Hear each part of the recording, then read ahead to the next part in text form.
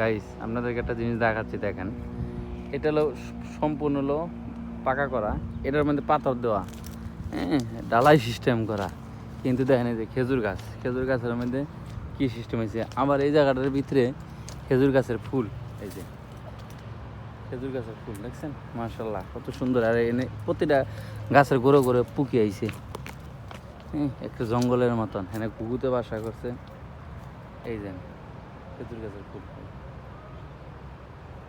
কি সুন্দর একটা জায়গা। এনে কতগুলো খেজুর গাছ, 2টা 3টা 4টা, হ্যাঁ এই যে একটা 5টা, হ্যাঁ এদিকে এই যে একটা গাছ উঠতে দিচ্ছে, এই যে এখানে এই যে সার দিছে, এই যে খেজুর গাছে করে সার দিছে।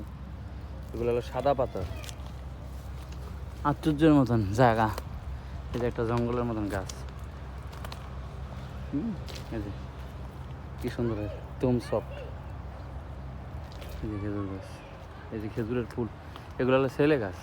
এই যে ফুল হয়েছে, এই যে এগুলো খেজুর গাছের ফুল। এই গাছে খেজুর হবো না, এই ফুল নিয়ে যে গাছে খেজুর হয় ওই গাছের সাথে রাখবো এই ফুলের।